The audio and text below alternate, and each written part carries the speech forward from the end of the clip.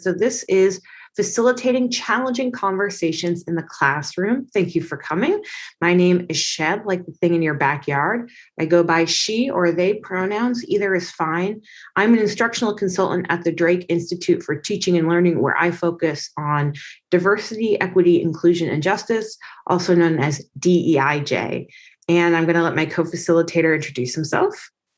Hello, everyone. My name is Jonathan Baker. Good seeing some of you, and with the Drake Institute for the last few years, first as a faculty fellow, and then now as associate director.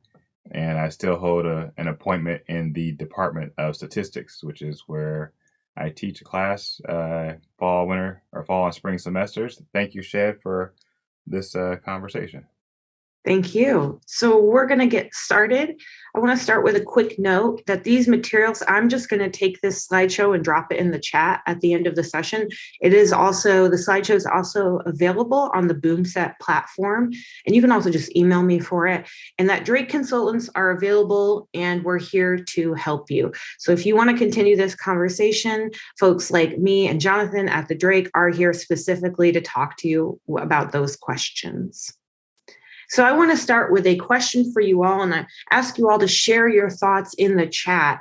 What are some of those issues that are on our minds right now that could come up in our classrooms? So these big issues, I kind of gave a big one away with the image I used here, but I'd love to hear what are some of these issues that are on our minds that could become challenging conversations in our classes? I love that, Lynn. Yeah, trans bathroom access, definitely policing. Hey, Amanda, COVID vaccinations. Yeah, I just got fully vaccinated. And I'm so privileged to have access to it through OSU. Yeah, health disparities, social determinants of health. Absolutely, Angela. Let's get a couple more. Panel. Yeah, someone asked, can we post to panelists and attendees, not just panelists? Hi, Ajit. Inequities that emerge from language difference, not indifference. Affordable housing. Yes, we don't have enough BIPOC students in our classrooms for them to feel comfortable. Absolutely. A lack of demographic diversity, students dealing with food insecurity, housing insecurity. Yeah, is systemic racism present in your field? That's an excellent question. Yeah, internet, right? There's a sort of assumption that if we're all going remote, that we'll all have access to this technology that we need, but we don't. Do we? It's actually based around in a great deal around class. So class is a big barrier to using technology in order to engage in the remote education and remote work that a lot of us we have to do right now. Implicit biases, these are excellent. Thank you for sharing these. So we've got all of these on our minds right now, right? We've always got issues that are challenging to bring to the classroom, but during COVID, I think a lot of them are even more escalated or brought to the surface in a way that they may not have been for us before. Yeah, absolutely, Lynn. Access and student resistance to DEIJ discussions. So this is a question, if you're here, you probably are already thinking about an answer to this question, but it's not a trap. It's not a trick question. Why should we address these issues in class? So we may feel scared to address them, and we're going to talk about that fear in this presentation, but let's just start with why should we address these issues in class?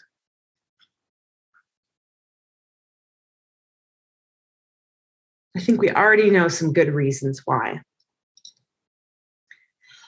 Yeah, I like how you put that, Lydia, because they're real to our students. Yeah, and it can absolutely be linked with student success to have these issues addressed. Yeah, it impacts them.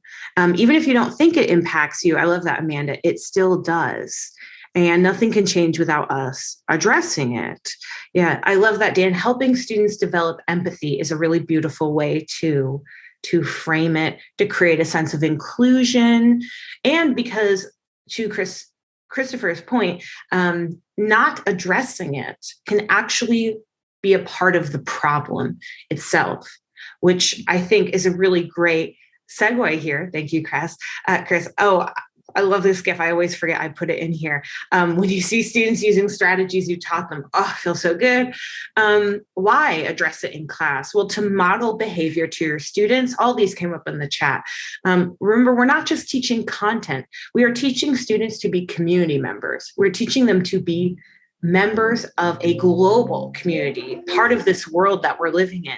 So our behavior models how that we expect them to engage with others in society.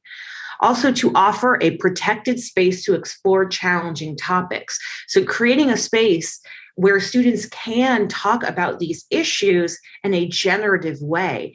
And this may be, our classes may be one of the few places, if the only place, where students can investigate these issues in a critical way, using disciplinary tools, speaking on that college level of insightful discussion. And other places, with their family, with their friends online, it might always feel like it becomes a fight, right? Or it's so dichotomous. Our classes can be a place where they can learn to examine these issues in a really critical way. Of course, to connect with our students as people, as plenty of folks in the chat, which is so great, because our students are dealing with these things, even if we aren't, or we're dealing with them, even if our students aren't. And it's being honest about the fact that we are whole people, all of us. Our students are whole people. So this connects to the framework that I want us to use today. Our pedagogical framework is going to be intersectionality. Have people heard of intersectionality before? Anyone kind of familiar with intersectionality? I forgot I can't see you all.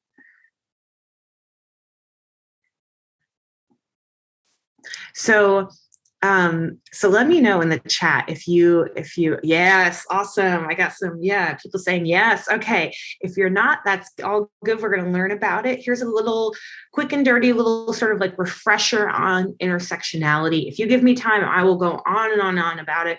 But just to put it to a couple of slides, intersectionality is a strategy to understand identity and oppression. And the idea is that individual identity factors overlap to produce experience. So everyone has a race, a gender, a class, a sexual orientation, a disability status, a citizenship, an education status, etc. And they all come together to make you who you are. So instead of us saying you're a woman, right? Or you are white, that's just one part of your identity. Intersectionality says, let's look at all of these different qualities you have together. Because your experience, if maybe your gender was different, it would change the whole sort of experiences that you're having. So I've linked here, this is a piece that I co-wrote with one of my colleagues about intersectional approaches to teaching about privilege, if you want to learn more about intersectional pedagogies for teaching about identity. So here's sort of like my little map, right? I imagine these qualities like gears. They're all working together. Your race and your gender, your class, your socioeconomic status, so many qualities. We all have them, and they're all kind of functioning together. And if you remove one, the entire map changes, right? It stops functioning. So I gave a sort of example of what my map might look like with a couple different qualities. So, I'm female, but that's not the same as my gender. My gender is more along the lines of a woman or femme. I'm upper middle class. That's my socioeconomic status. It's a huge privilege for me. I'm a US citizen. That's a global privilege. And I'm mixed race, but I'm white passing. A lot of folks see me as white. So all of these things, right? If one thing was different, the whole result would be different. If I was male, right, the whole map might look different. For example, my brother and I share so many of these qualities, but he has such a different life experience because he presents as an Arab man, whereas I pass for most people as a white woman. So that makes our experiences incredibly different despite a lot of overlap in our maps. So, thank you, Amanda, for linking that piece. Yeah, Kimberly Crenshaw is the one who gave it the name, intersectionality, in these pieces that she wrote in the early 90s, one in the late 80s, one in the early 90s. Mapping the Margin, she's really famous for writing this piece about it. But a lot of great recent scholarship talks about how intersectionality as a survival strategy has also existed for centuries, especially for women of color. All right, so what does this have to do with teaching? And then you'll see here that I plucked out one of those gears to kind of show you, right, you're not a complete person without each of these qualities. So each of us is whole people. We each have these maps, and we bring our whole selves to the classroom. We don't get to leave part of this map at the door. We don't get to pluck one gear out and say, I'm just going to be a woman today. I'm just going to be a man today, right? I don't have a race. I don't have a class. I don't have a sex. We bring our whole selves to the classroom, and students deserve to be taught to their whole selves. There's a sort of traditional concept of education as a neutral, apolitical space where people learn about things from this sort of objective perspective. But that is a very privileged perspective, because being able to say, I can go into the classroom and let go of politics is being in a position of privilege, because the education system itself is structured around privilege. So being able to go into a classroom and say, well, I'm just going to let go of all the feelings I have about the election or police brutality or the pandemic, that is privilege. And so I want us to keep in mind that education and politics also reflect one another, and they're intertwined. We can't say education is separate from identity and politics. An example I want to give is the movement around Breonna Taylor. So we probably know a little bit about Breonna Taylor. If not, just to give you a really short description, Breonna Taylor was actually in her home, in her bed, when she was shot by police and killed.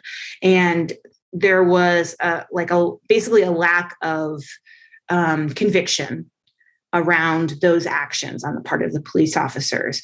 And so Breonna Taylor has become one of the faces of the Black Lives Matter movement and the Say Her Name movement, which is specifically about protecting Black women from violence.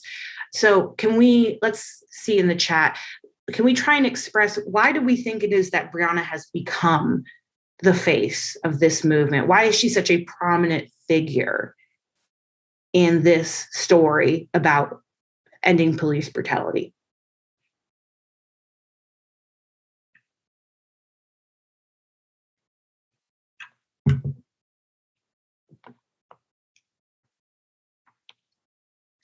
I like how you put that, Katie. Yeah, her case clearly lays out the systematic issues of policing in our country.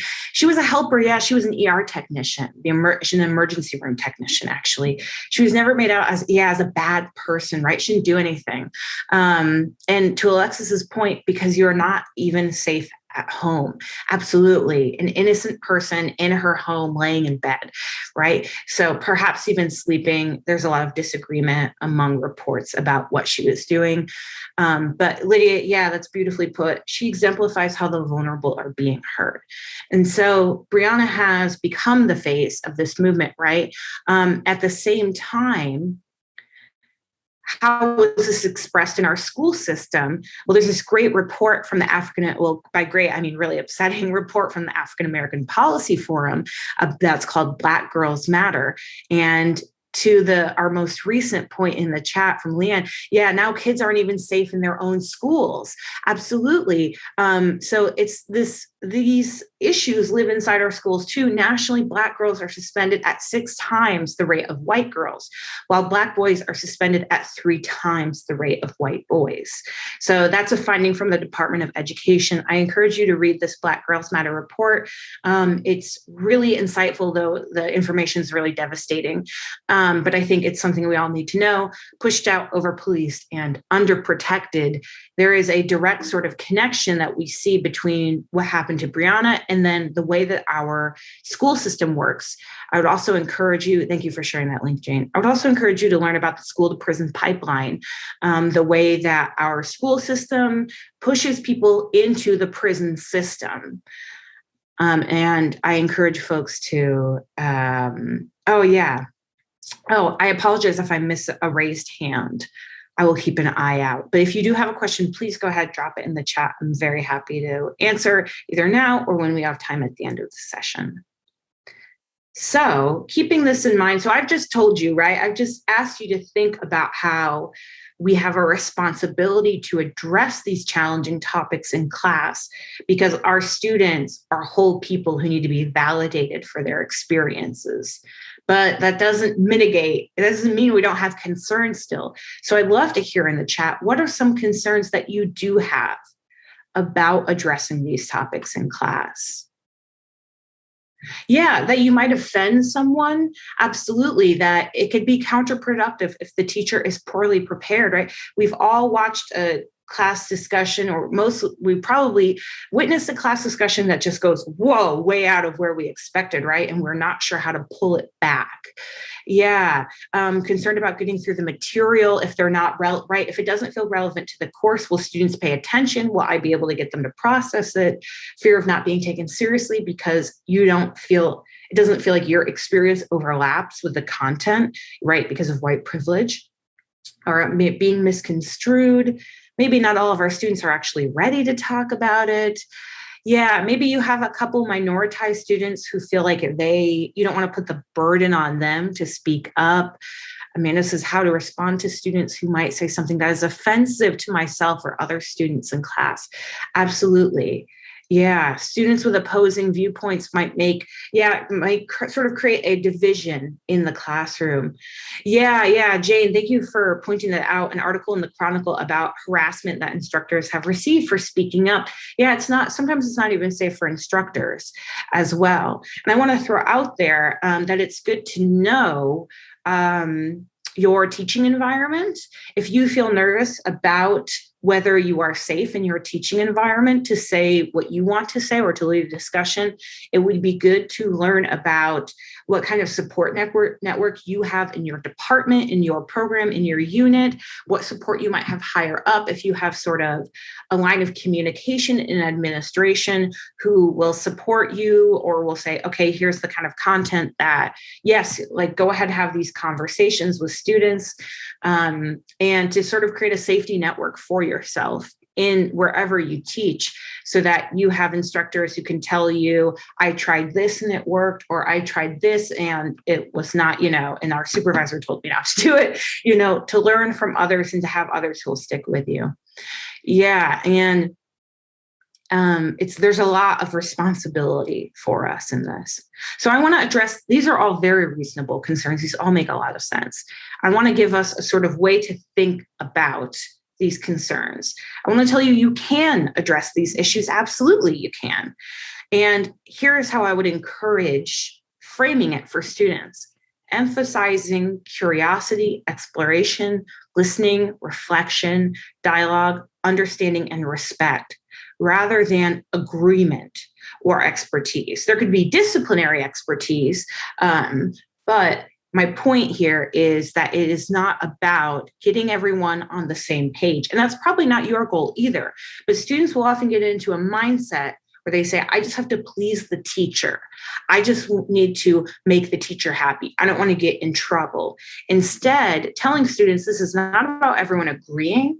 It's not about everyone coming to the same understanding or the same point.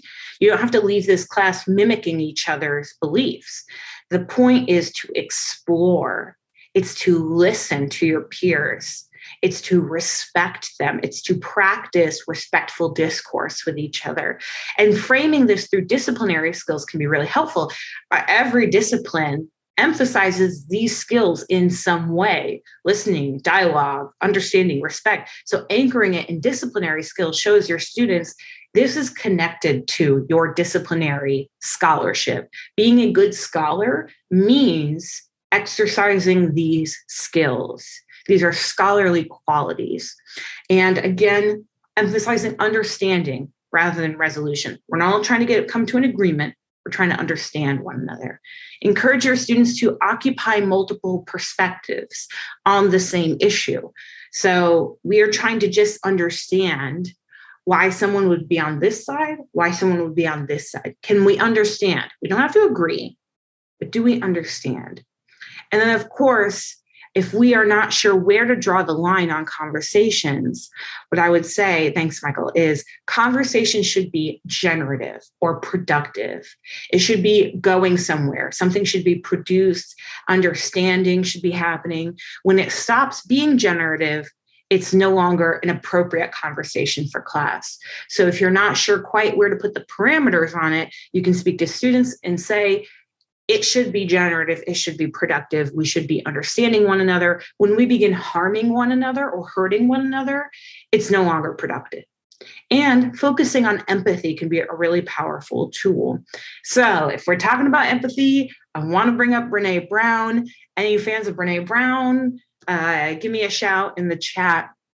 Brené Brown says, the power of empathy, I'm in it with you. Yeah, Brené, I totally recommend checking out her stuff if you haven't. I'm in it with you. I'm not here to fix you. I'm here to feel with you and let you know you're not alone. So this is going to be a really important skill, for anyone, but especially for our students, to say we're working on cultivating empathy. We're not relying on sympathy where we look at someone, we go, wow, that sucks. That seems terrible. I would hate to be in that position. But instead saying, I'm sorry to hear that. It sounds like you're going through something really challenging. I'm here with you. What can I do for you? Or not even what can I do for you? Maybe just sort of like, I feel you, I'm with you. I'm here for you. So encouraging students to practice this with one another. Empathy. Why did that person commit that violence? Okay, what do you think was going through their head? Even if we think it's terrible, right? Even if we know it's terrible, why did they do that? Okay, what did it feel like to be on the receiving end of that violence? What could that feel like?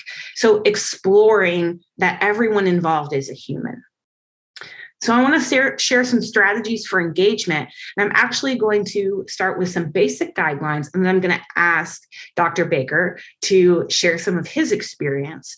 But I want to give you these little reminders because I know that can be really anxiety provoking to dive into these conversations with students.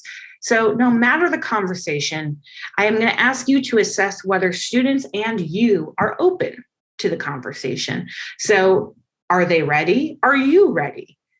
Are you okay? Do they need something before you have it? It's okay. Maybe you want to have this really productive conversation. You create this beautiful lesson plan, and then you start class and you can just tell that they're not having it, that it's just not the right day. And that's okay to say, let's have it another day, or you're not feeling it, right? If you're not in the place to facilitate, it could only be more harmful for you to engage, or even for the students. So see if they're ready, see if you're ready. And you can find out just by asking them, you want to have this conversation today? Let them take an anonymous poll or do like a thumbs up, thumbs down. That's a great way to just let them have a little bit of agency over where the conversation goes. Be transparent about the goals of the discussion. So students might think, now we're having this conversation about this challenging topic, so I can say the exact right thing and get an A. There's a hidden thing the instructor wants me to say, and I'm going to find out what it is. Instead, you say to your students, this is not about the right answer. This is about hearing one another. It's about using disciplinary tools. It's about being vulnerable, whatever it is. You show them how they can participate positively so that they're not searching for that secret right answer that you want to hear. Like you'll say, they're like, I'll say police brutality is wrong, and that'll be the right answer. It's not really what I'm looking for. I'm going to lower the stakes by letting you know exactly what I want from you. Maybe I'll say, I just want you to emotionally process what's going on, or I just want you to reflect on how you're feeling. I don't want you to deliver to me some sort of deep analysis when that's not really what this conversation's about.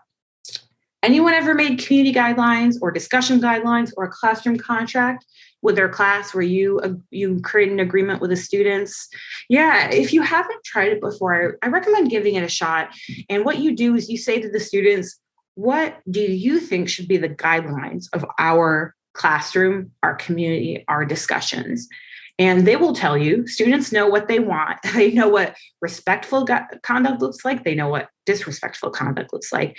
And you can ask students to, sort of, you all put together this big list and you agree on it.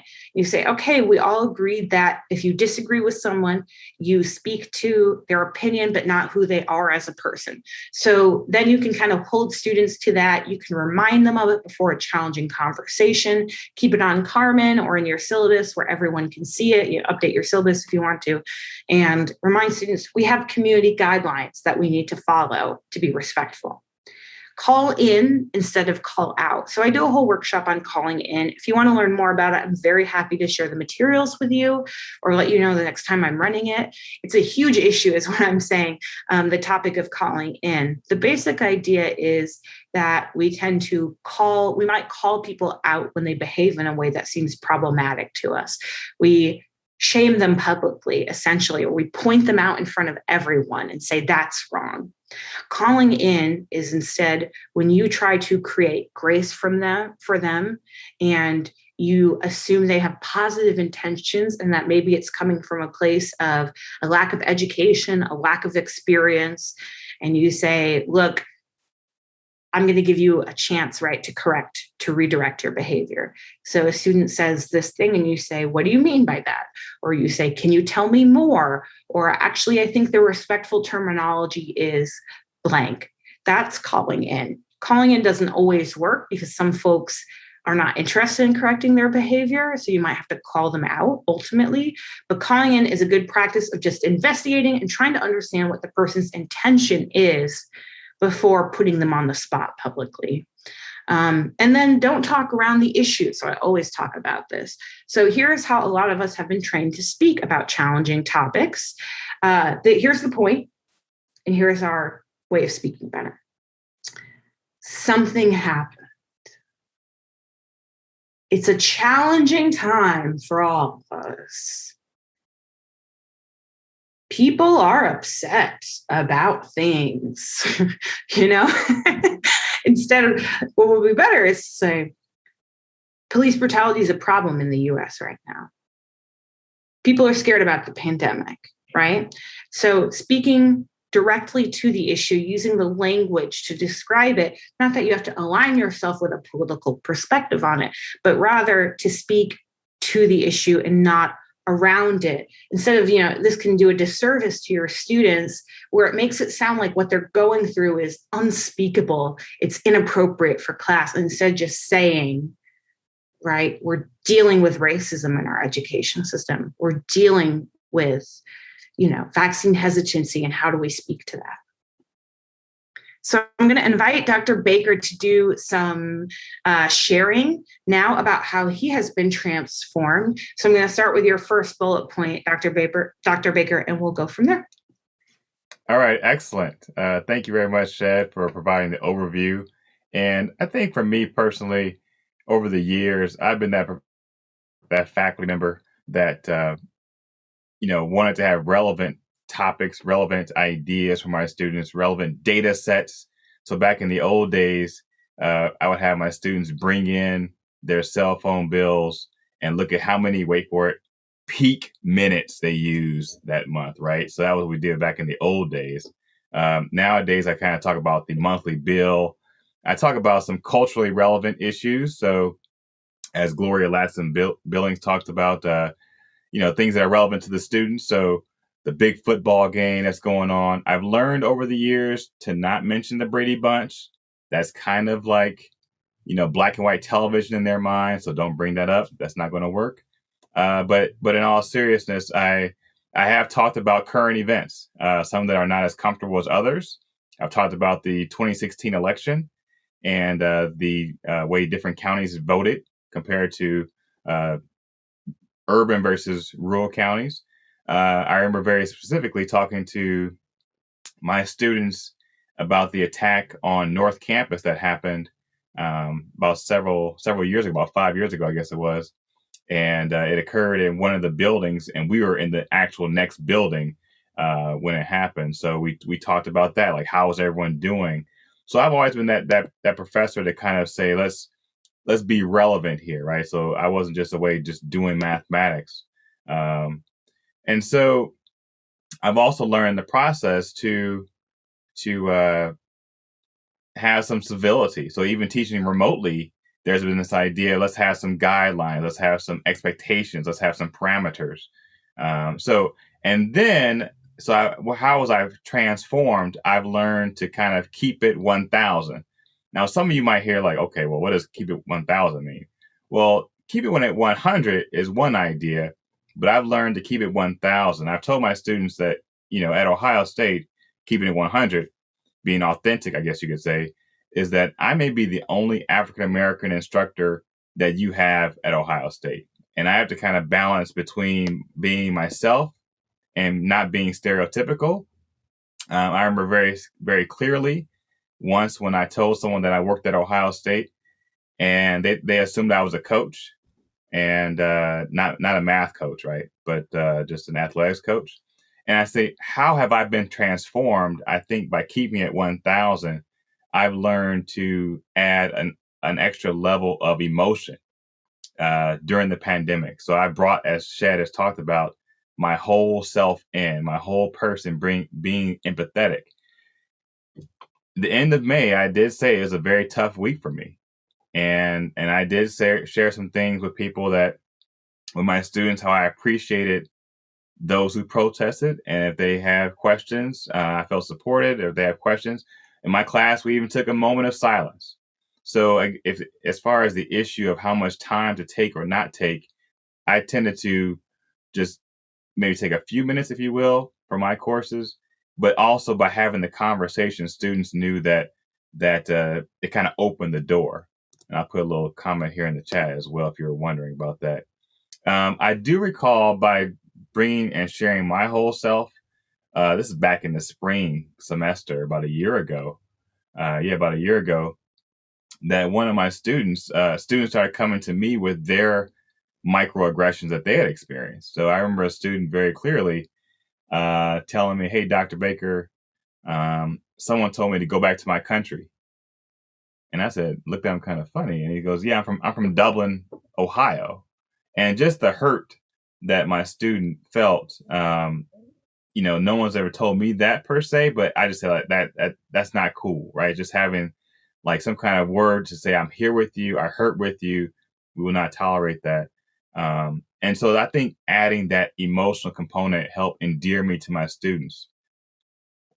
And so, yeah, I think historically I was never really, I'd always been like, let me not talk about that side. Let me just kind of stay in the corner, if you will. Um, and so I never quite did that. I just said that it felt more like I've heard of imposter syndrome, but I had more of like an intruder syndrome. Like, hey, I'm not supposed to be here, but I'm here in this math class. So let me go, or in this department, let me go ahead and teach you and work with my colleagues. Okay. But now I'm learning to bring my whole self into the department. And then I decided to bring in, uh, during the pandemic, a so called anti racist pedagogy. And I think before I was always supportive of students who may have needed additional support one way or another, right? So we have students who are overseas, students who were sent home. And I think the old self of me would have been saying, okay, look at the lectures online, you won't get penalized. And the more I thought about it, the more I thought like that's almost being kind of pacifying them, if you will. Like, okay, yeah, this is sorry that you're inconveniencing here, like, right? So, but I started thinking about it. Some of these students were uprooted, sent home, uncertain of their return, and my TAs told me they felt stranded, that they couldn't go home and quarantine for 2 weeks and come back and quarantine for 2 weeks. So they just stayed, in Columbus. And so it's tough. And so if you're on this like 12-hour uh, time change thing, it's like you have email from US and from your family, and like you never sleep. And so you think about Shad talking about honoring students' lived experiences. They're not just a name dot number or an ID number, right? And so how was I transformed? I learned to be take on an anti-racist perspective of how can I be inconvenienced, right? So my students could still look at my videos online, but then I got up at 6:30 in the morning, which was 6:30 p.m. for them, and had an extra lecture for my students where they could still talk with me in live in real time.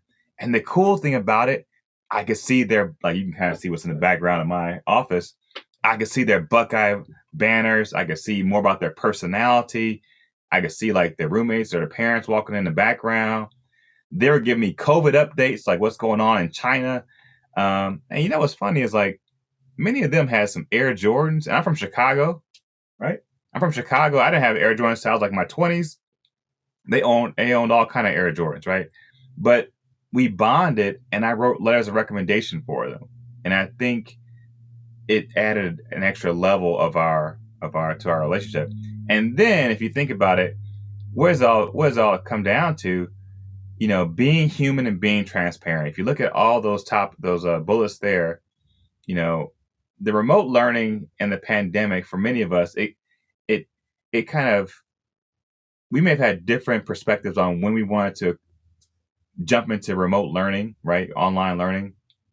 But the pandemic has forced us to change the, wait for it math term, the slope of that trajectory, and it's going to be forever altered, right? You mentioned the word Zoom, all of a sudden people are like, boom, Zoom. I know what Zoom's talking about. And I think in many ways, the social injustice and the social justice movement of 2020 has impacted our trajectory for how we deal with social issues in our classrooms. Maybe we're kind of more flat, but now it's going to change the slope there, right? So a generation ago, names like Johnny Cochran, Rodney King, Marcia Clark became part of the lexicon. Today, concepts like 9 minutes, right? Andre Hill, George Floyd, that's going to impact our arc as well. It's opened the door for conversation with our students to bond with them, and it's up to us to use the resources to take a step. And then lastly, I'm going to share real quick, Shed, before I transition. My kids. Some of you know my kids or whatever, but I appreciate that.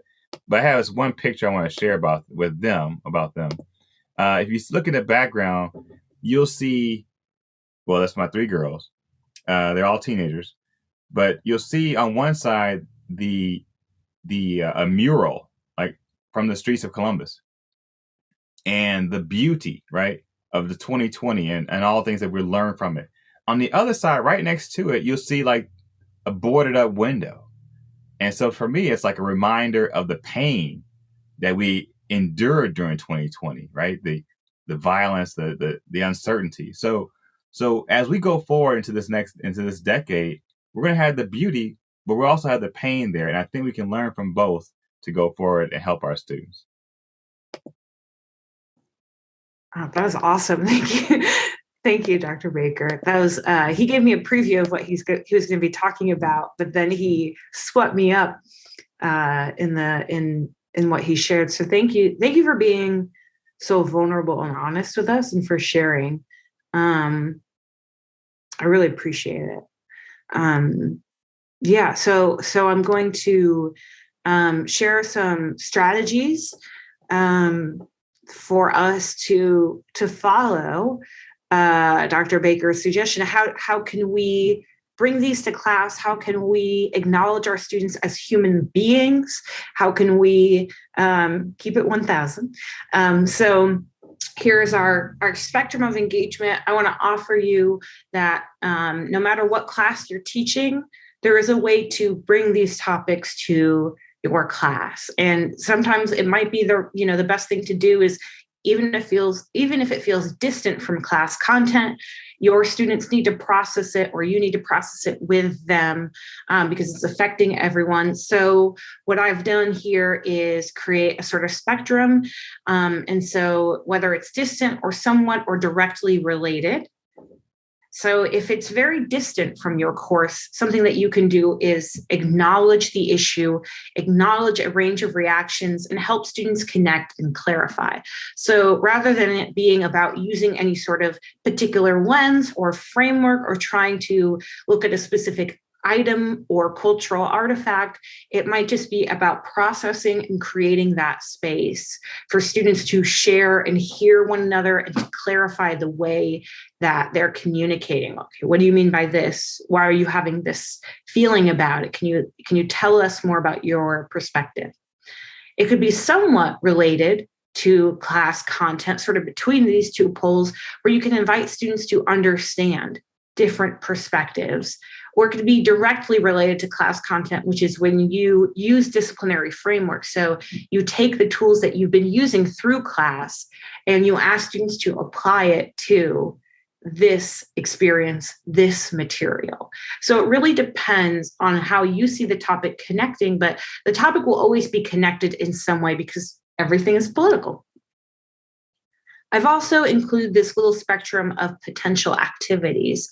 I'm just going to give you a minute to look at these activities as they range from anonymous to identifying, but you don't have to include commentary, to identifying with commentary, where you identify yourself and you share your thoughts. So I'll give you just a minute.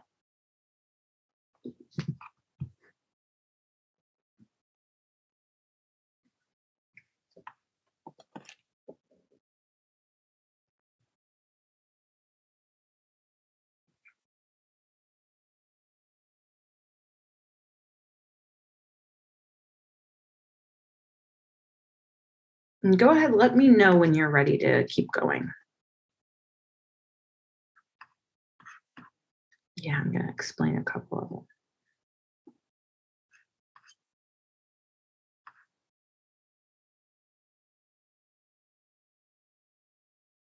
of them. Thanks, Lydia. So give us another 10 seconds.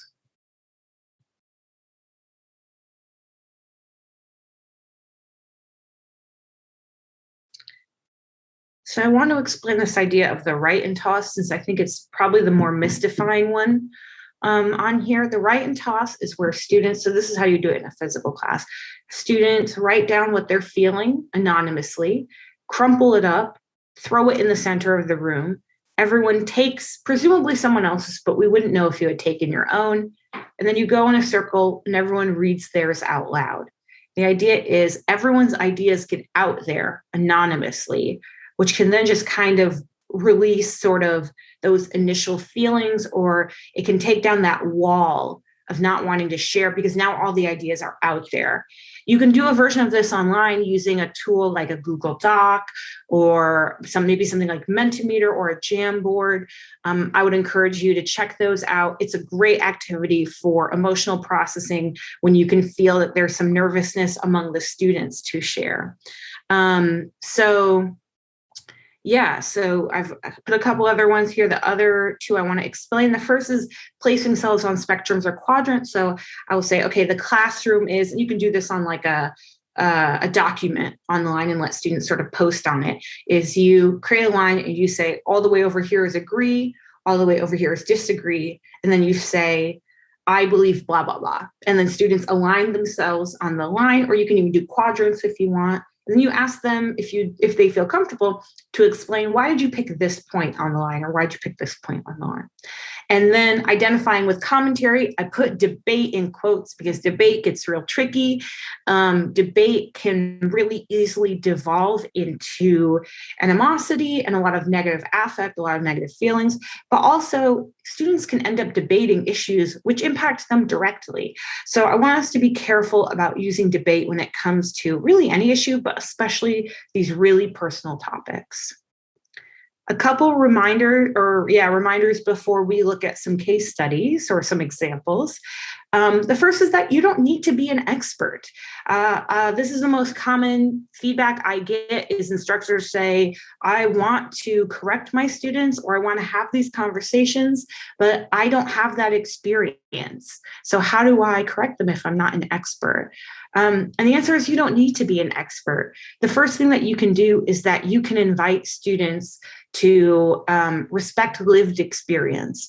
So you can say, you know, I'm not trans, but if we listen to what trans folks have been telling us for decades, if not centuries, we know that that is disrespectful language. Trans folks have asked cisgender folks to not use that language. The other thing that you can do is that you can use empathy and you can say, I'm not trans, but I think if I was, I would be very hurt by that statement. So just a reminder, right? I don't know what it's like to be every different experience, but I listen to what others tell me about their experiences and I trust, what they're telling me, take their lived experience seriously, and I try to exercise empathy towards them. So that is how you can intervene, even if you don't feel like an expert. Incentivize rather than require engagement. We can't make anyone do anything, least of all our students. So we can invite them to participate. I was at a great panel earlier, one of the 11 o'clock ones earlier, where they were talking about, not making students turn on their cameras. That's really important as an inclusion measure. It's important not to require students to turn on their cameras. What you can do is incentivize them, invite them, reward them for engaging in the way that you want them to. Like I said, honoring lived experience. I always say, do not rely on trauma for learning. I know we get frustrated and we might say, I just want them to understand what it means to be, to be suffocated, right? I want them to understand what it means to have to cross the border as an immigrant person. So I'm going to show them this thing that's very traumatic. Trauma interrupts learning. It doesn't facilitate it. And usually trauma leads us away from analyzing something. We run from trauma. We don't usually look it right in the face and critically analyze it. So I would discourage you from using trauma as a learning tool. And then, of course, consider who we are conditioned to see as objective or reactive. Our society has taught us that some people are more inherently rational. We tend to assign objectivity, neutrality, rationality with whiteness, masculinity, ability, a certain range of age. Whereas, historically, why do we get upset when someone calls a woman hysterical? Because historically, women have been labeled emotional, and hysteria was actually a diagnosis for women medically for a long time. That folks of color have long been considered overly emotional, not rational, that folks with disabilities are often considered irrational, too emotional, that they can't make choices for themselves. So the idea is question our own biases and ask, who am I programmed to see as objective? Who might I, without even realizing it, be thinking of as reactive? And who might I be framing as objective without really thinking about it? So I want to provide a couple examples here. And let's just do one example. I did have a sort of Mentimeter, but I'm going to just ask us to share our responses in the chat. And I'm going to do this one. I know it's a little more challenging, but your class is mid-discussion when one student checks their phone and makes an announcement. The student updates the class on the verdict of a high-profile court case. The case pertains to the killing of a Black woman at the hands of the police. The police on trial are found not guilty of abuse of force. The rest of the class immediately expresses a range of reactions to this news. So I'd love for you to share in the chat, how might you respond? What are some first thoughts that come to mind? So this is maybe the toughest. This is the one I know instructors tend to express to me they're most scared of, which is, I didn't even prepare. I didn't even know it was going to happen, but it happened in class. Yeah, objective versus reactive. Excellent. Thanks. Others. So you're in the middle of your class about, let's say, something totally unrelated. Let's say you're not talking about inequity in any way. I like that, Nick. Call in students from either reaction range. Yeah, maybe be prepared anyway. I love that, Primrose, because if you have a concept that maybe that issue might be announced during your class or on that day of your class, it might be good to have some ideas ready. Maybe a write and toss would be good. Yeah, let's talk about what's happening. Yeah, maybe ask via poll. I love that, Larry. If you want to discuss it now, are you down now? Yeah, it can happen during a break. Yeah. So maybe asking them where they are, what they need, maybe in an anonymous way, like a poll. And I think And these are all great, right? yeah, these are Because, awesome. what you're Yeah. doing here is uh, because you've established a great rapport with your students, right? They're going to feel a little more comfortable to have this kind of conversation. And one thing I'm seeing as technology has evolved over the years is that students will have their phones at their hips or on their watches or something like that, and like so when the news drops, right? Like, you want to be the first one with like the Sports Center update or whatever the case is, da-da-da, it's on your phone, right? Yeah. So then it's like everyone sees it, right? Everyone's like, oh my gosh. And so what are you going to do as an instructor? Are you going to dodge it? Are you going to, I think this is the time for us not to be tone deaf, right? So, Mm. Okay, if I can correct you, if I can call you in, Jonathan, yes. maybe not tone deaf, but aware Oh, of sorry. aware of tone. Yeah, yeah. Unaware. Okay, gotcha. Got it. Thank you. Thank you. I love Chef for that. Excellent.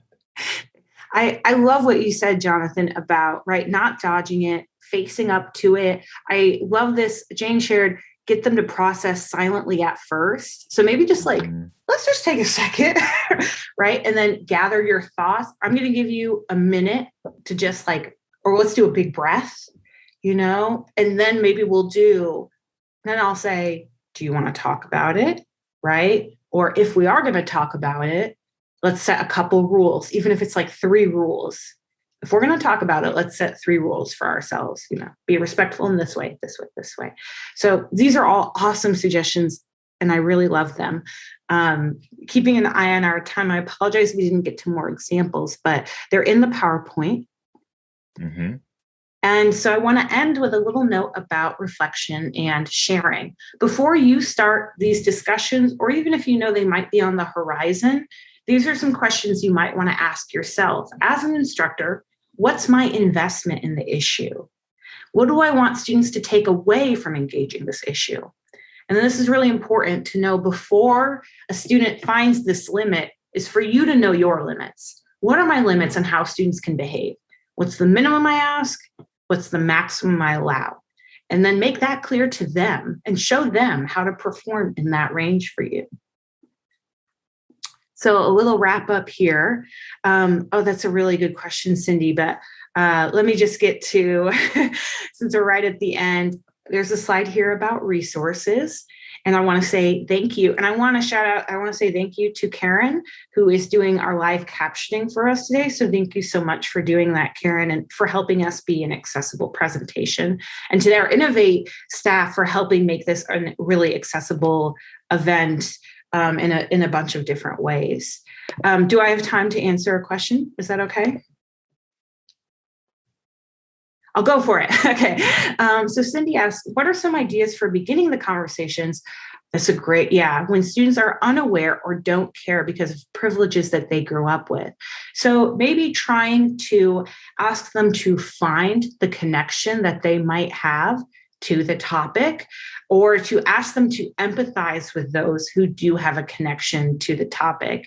When I talk to my students about performing race, they often think of folks of color as performing race, and they don't think of whiteness as a performance. So I might show them a video, like a funny BuzzFeed sort of video of someone who's performing whiteness, making kind of a joke out of it. So is there a way to sort of flip it on them and say, if you were in this position, right? Or what does your position look like to others? Or when I do intersectional mapping with my students, I ask them to take apart their identities and think about those different gears. And then to say, okay, like, maybe I don't ever think about it, but I do have these qualities. So, sort of asking students to try and make that personal connection. And if they can't, to try and exercise empathy. Dr. Baker, what are your thoughts on getting students thinking when maybe they've never thought about these issues before? Let's see here. With a few seconds left, I try to uh, maybe connect them to another event, I guess you could say, maybe something that's more relevant to them, whether a big decision for them. But I will say this though in closing, as we wrap up, you know, not that I have a sign off or anything like that, but I will say that one thing that's helped me through the years and more recently with the pandemic and so forth is reading the news and reading the room.